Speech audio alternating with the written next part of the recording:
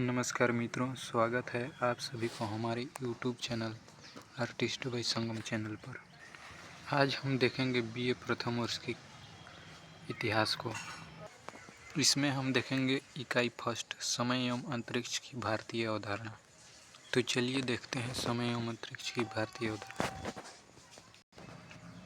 समय एवं अंतरिक्ष की भारतीय अवधारणा। समय की भारतीय अवधारणा।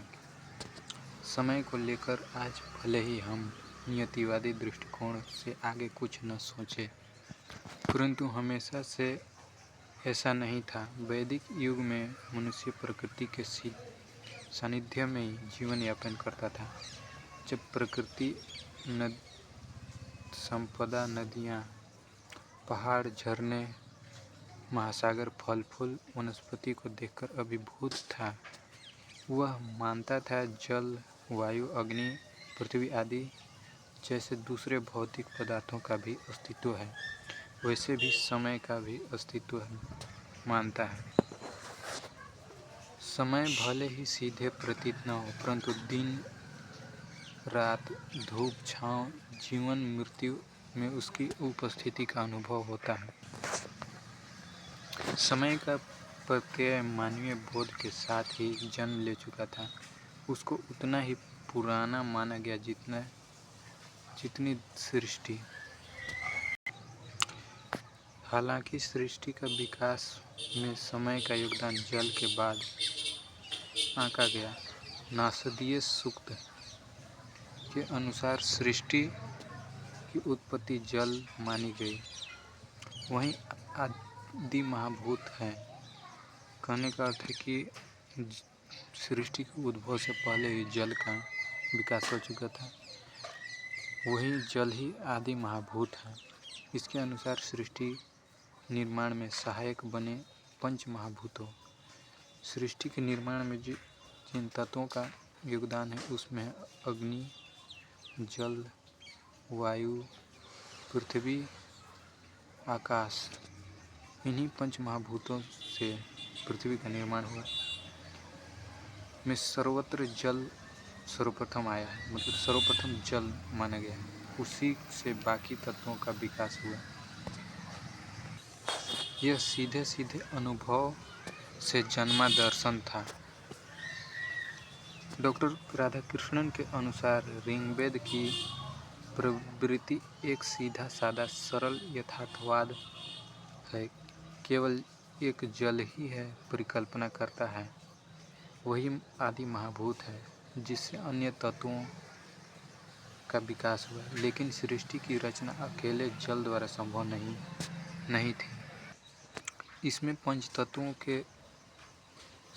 पंचतत्वों आकाश, वायु, अग्नि, जल, पृथ्वी के साथ साथ समय का भी महत्वपूर्ण योगदान रहा। ब्रह्मांड में सब कुछ शून्य था। नासदीय सूक्त के अनुसार न दिन था न रात। समय का बोध कराने वाले भूत भविष्य का ज्ञान भी लोप था। लाखों करोड़ों वर्ष बीते, समय की उपस्थिति स्वतः सिद्ध हुआ। ऋग्वेद में कहा गया है, वह काल ही है। देश की आयु, मृत्यु, अमरता आदि से परे है। हम इसकी ठीक ठाक व्याख्या नहीं कर सकते। नासदीय सूक्त में उद्गाता ऋषि ब्रह्मांड की उत्पत्ति की कल्पना शून्य से करते हैं। नासदीय सूक्त सदासीत दानी नासी द्रजो नो व्योमा परो यत किमावरिव कुछ कस्य शर्मनंभ किमासिंदहम गभीरम। अर्थात उस समय न तो सत था न असत, न आकाश विद्यमान था न उसके ऊपर अंतरिक्ष। तब किसने उसे आवृत्ति कर रखा? वह कहाँ था? क्या वह आदिकालीन गहन गंभीर जल था जिसमें समाहित था सब कुछ? केवल और केवल ब्रह्म था। श्वास प्रश्वास की प्रक्रिया जीवित रहने वाला बाकी था, अंधकार, घोर अंधकार। तब फिर कौन जानता कि सृष्टि कहाँ से हुई है। कहने का तात्पर्य यह है कि उद्गाता ऋषि जो कहते हैं कि क्या वह क्या था जिससे जीवन उत्पन्न हुआ, जीवित रहने वाला, यानी कि सृष्टि का निर्माण कहाँ से हुआ। घोर अंधकार में न श्वास न प्रश्वास, न दिन था न रात। तब फिर कौन जानता कि सृष्टि का निर्माण कैसे हुआ, जिससे सृष्टि का प्रादुर्भाव हुआ। उसने इस सृष्टि को बनाया या नहीं बनाया। सृष्टि के उत्स को जानने के बहाने असल में यह निराकार ब्रह्म की कल्पना ही थी, इसलिए वह उससे पहले है। किसी को कोई संदेह न हो, इसलिए हिरण्यगर्भ सूक्त में उद्गाता मुनि ब्रह्मांड की उत्पत्ति से पहले की स्थिति को कल्पना करते हुए लिखा है। हिरण्यगर्भः संवर्ताग्रे भूतस्य जातः पतिरेक आसीत् स दाधार पृथ्वीं दयामुतेमां कस्मै देवाय हविषा विधेम। वह था, परंतु क्या था, किस रूप में था, दावे के साथ कुछ भी नहीं कहा जा सकता। ऋग्वेद में ब्रह्म का वर्णन करते हुए लिखा है कि काल की मर्यादा से स्वतंत्र है, अर्थात वह अनित्य है, जिसका न आदि है न अंत, अथवा वह एक तात्कालिक अवधि है जिससे एक नियमित काल व्यवधान की आवश्यकता नहीं है। वह भूत और भविष्य के विचार से मुक्त है।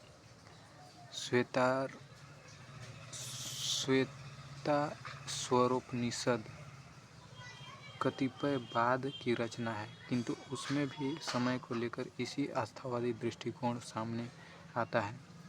परम सत्ता की स्थिति की कल्पना करते हुए उपनिषदकार लिखता है, वहाँ फिर न दिन रहता न रात रहती है, न कोई अस्तित्व रहता है और न कोई अनस्तित्व, केवल ईश्वर रहता है। ईश्वर किसे कहा गया है, अर्थात ईश्वर पर समय का कोई असर नहीं पड़ता, वह उसकी पकड़ से बाहर है। अर्थात कहा गया है कि जिस ईश्वर ने सृष्टि को बनाया है वह कहाँ रहता है, कौन कैसा दिखता है, उसको किसी ने नहीं देखा। वह समय से परे है, न उसका समय पर भी कोई असर नहीं पड़ता, काल भी उसका कुछ नहीं बिगाड़ सकता। जिन्होंने सृष्टि का निर्माण किया। जैन ग्रंथ पंचाशीतकार समयसार में समय को लेकर गहन चिंतन मिलता है, जिसमें समय के बारे में आधुनिक चिंतन की सच्ची झलक मिलती है। पंचाशीतकार समयसार समय को नित्य काल और सापेक्ष काल में बांटता है। नित्य काल निराकार एवं आदि अंत से सर्वथा मुक्त है, तथा सापेक्ष काल का आदि भी है तथा अंत भी है।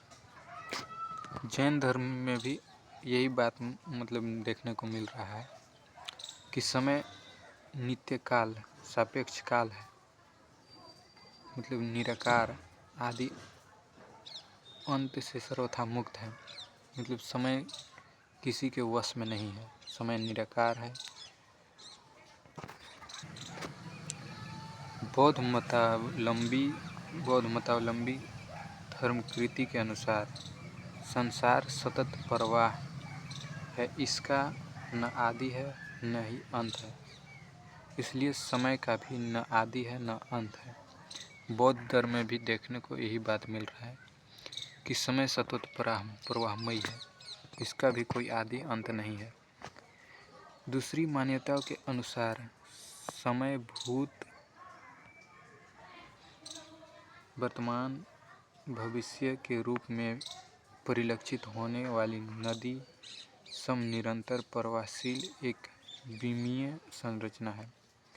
वह न केवल घटनाओं के क्रमानुक्रम का साक्षी है बल्कि उनका हिसाब भी रखता है, मगर है आदि अंत से परे। मतलब समय जो कुछ भी उसके निरंतर उसके अंदर हो रहा है, उसका सभी घटनाओं को वो देख रहा है, सभी चीज़ों को वो क्रमानुक्रम मतलब लिख के या जो भी कहिए वो रखता है अपने अनुसार। तो वो भी आदि अंत से परे है, उनकी न शुरुआत है न ही अंत है। विशेषकर जैन और बौद्ध दर्शन में समय की सत्ता पर गंभीर चिंतन हुआ। कालांतर में दार्शनिक वैज्ञानिक पक्ष पर विचार के बजाय उसके व्यवहारिक पक्ष पर विमर्श होता रहा। अंतरिक्ष की भारतीय अवधारणा। अंतरिक्ष की भारतीय अवधारणा। संपूर्ण विश्व खगोल विज्ञान देखने का श्रेय भारत को ही जाता है। वेद मानव सभ्यता के लगभग सबसे पुराने लिखित दस्तावेज हैं। वेद जो है मानव सभ्यता के सबसे लिखित पुराने दस्तावेज हैं। प्रोफेसर विंटरनिट्ज मानते हैं कि परंपरा द्वारा संरक्षित रखे गए वैदिक साहित्य का रचनाकार लगभग 2000 से 2500 ईसा पूर्व हुआ था। यह वाचिक परंपरा पीढ़ी दर पीढ़ी पिछले 6-7 हजार ईस्वी से चली आ रही है। मतलब वेदों को पहले कंठस्थ याद किया जाता था, बातचीत के द्वारा वेदों को पढ़ाया जाता था। पहले लिखने का कोई मतलब साधन नहीं था, तो कोई भी गुरु जो थे अपने शिष्य को कंठस्थ वेद कंठस्थ करवा देते थे। ऋग्वेद में खगोल विज्ञान से संबंधित 30 श्लोक हैं, यजुर्वेद में 44 तथा अथर्ववेद में 162 श्लोक हैं। यूरेनस को एक राशि में आने के लिए 34 वर्ष, नेपच्यून को 1648 वर्ष तथा प्लूटो को 2844 वर्षों का समय लगता है। आर्यभट्ट 476 से 550 ईस्वी। आर्यभट्ट महान भारतीय खगोल शास्त्री थे। आर्यभट्ट एक महान खगोलविद और गणितज्ञ भी थे, जिनका जन्म 476 ईस्वी में बिहार में हुआ। उन्होंने आर्यभट्टीय नामक गणित पर एक अद्वितीय ग्रंथ लिखा। उन्होंने 5वीं सदी में यह बताया कि पृथ्वी सूर्य का एक चक्कर 365 दिन 5 घंटे 48 मिनट में लगाता है। आर्यभट्ट ने कोपरनिकस से 1000 साल पहले ही यह बताया कि पृथ्वी गोल है तथा अपनी धुरी पर घूमती है। उन्होंने पाई की शून्य की अवधारणा दी। आर्यभट्ट ने पाई तथा शून्य की भी अवधारणा दी है। भास्कराचार्य लीलावती और बीजगणिता नामक गणितीय कार्यों पर पुस्तकें लिखी। भास्कराचार्य लीलावती और बीजगणिता नामक गणितीय कार्यों पर पुस्तकें लिखी। सर आइजक न्यूटन से 500 साल पहले गुरुत्वाकर्षण की खोज भास्कर ने सटीक गणना की कि पृथ्वी को सूर्य का एक चक्कर पूरा करने में 365.2588 दिनों का समय लगता है। अब देखते हैं महर्षि भारद्वाज को। महर्षि भारद्वाज एक महान हिंदू संत थे। उन्होंने विमानन विज्ञान, अंतरिक्ष विज्ञान और उड़ान मशीनों में उत्कृष्ट खोज की। उड़ने वाली मशीनों को 3 भागों में बांटा है। पहला, जो पृथ्वी पर एक स्थान से दूसरे स्थान पर उड़ती है। दूसरा जो एक ग्रह से दूसरे ग्रह पर यात्रा करती है। तीसरा जो एक ब्रह्मांड से दूसरे ब्रह्मांड की यात्रा करता है। ब्राह्मण भारतीय ऋषि जिन्होंने 1500 साल पहले मंगल ग्रह पर पानी की होने की भविष्यवाणी की थी। ब्राह्मण जो थे 1500 साल पहले मंगल ग्रह पर पानी होने की भविष्यवाणी की थी। ब्राह्मण ने बताया कि चंद्रमा तथा अन्य ग्रह अपने स्वयं की प्रकाश से नहीं बल्कि सूर्य के प्रकाश से चमकते हैं। ये बात भी सही है कि चंद्रमा का खुद का प्रकाश नहीं है, वो सूर्य के प्रकाश से चमकते हैं। बृहत संहिता में उन्होंने भूगोल, नक्षत्र विज्ञान, वनस्पति विज्ञान और पशु विज्ञान पर महत्वपूर्ण खोजें की। ब्रह्मगुप्त प्राचीन भारतीय गणितीय खगोल विज्ञान केंद्र उज्जैन की खगोलीय वेधशाला के निदेशक थे। ब्रह्मगुप्त जो थे भारतीय खगोल विज्ञान केंद्र उज्जैन में खगोलीय वेधशाला के निदेशक थे। उन्होंने ग्रहों की स्थिति, चंद्र और सूर्य ग्रह के समय की भविष्यवाणी करने के लिए गणित का उपयोग करने वाले पहले व्यक्ति थे।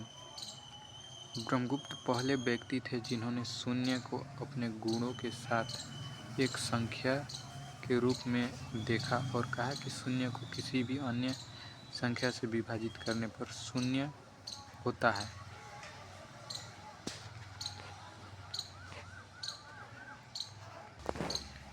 तो दोस्तों, हम देखें समय एवं अंतरिक्ष की भारतीय अवधारणा। इसी के साथ यह चैप्टर ख़त्म होता है। अगर हमारा वीडियो आपको अच्छा लगे तो लाइक करें, सब्सक्राइब करें और अन्य दोस्तों के साथ शेयर करें ताकि उनको भी हमारा ये वीडियो देखकर उनको फ़ायदा मिल सके। धन्यवाद।